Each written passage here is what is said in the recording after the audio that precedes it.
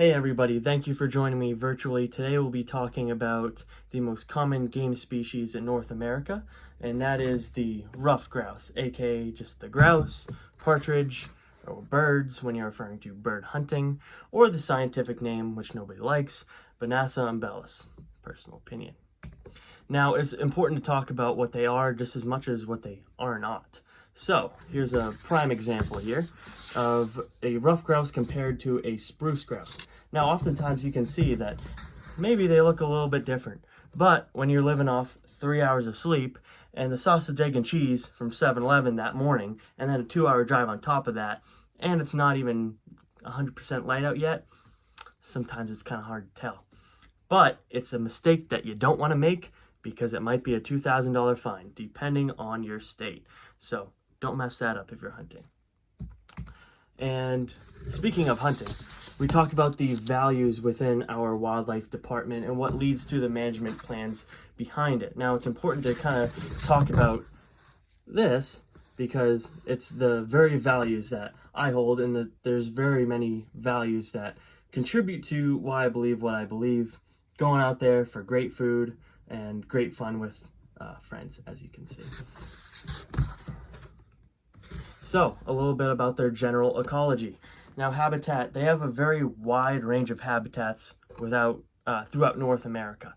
But when it's all kind of combined, they're all these very dense vegetated areas that commonly just have areas where they can escape predators and just hide out. Their diet, they're primarily herbivores, so your buds, your leaves, your seeds, your fruits, and insects.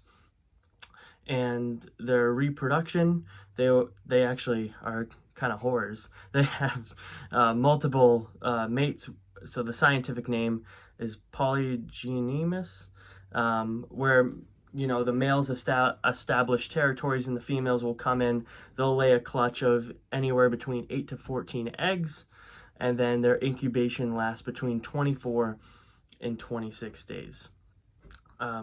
Behavior, as far as their clutch, they're ground nesting birds, but they are capable of short flights to, flee from predators like myself in the previous slide.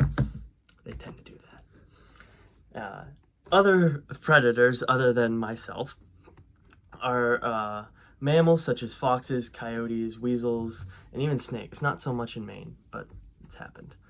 And also, climate change and habitat loss are also indirect predators, I will say. And the case study I would like to go into today takes place in Macon County, North Carolina, in the Spring Creek Ecosystem Management Area. And their goal was to understand the reproduction parameters in female ruffed grouse, aka hens. So they want to know the clutch size, they want to know the mortality rate, and just the nest success overall. Their methods were to use interception traps.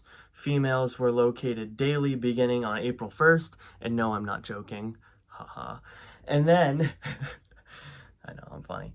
And then a hen was assumed incubating when 2 consecutive locations occurred within the same quarter mile of each other, of the observer. They would then flush the females during the second week of incubation to visually locate the nest and then determine the clutch size from there. So when it was all said and done, they were able to look at 138 females, but they were only able to monitor 52. So of those 52, they actually recorded the fate of 44 nests. Of those 44 nests, 35 were successful, 9 were unsuccessful. That means the overall rate was 74% total. And it did vary from 74 in adults to 88 in juveniles. Interesting find there. I don't know why.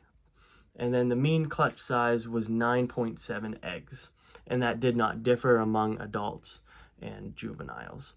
Now, this case study is great, especially in wildlife. We study cause and effect here, and we see this effect, but I don't know the cause behind it. Obviously, this study is located in North Carolina, so I would be interested to see how this study would differ in Maine, and then also what I would like to see in this study as well is why are we seeing what we're seeing? There was no second part to that. It was just, here's the results we found, but there was no like huge rainfall, or like we didn't have any background information. That is the one thing I would have liked to seen from this particular study.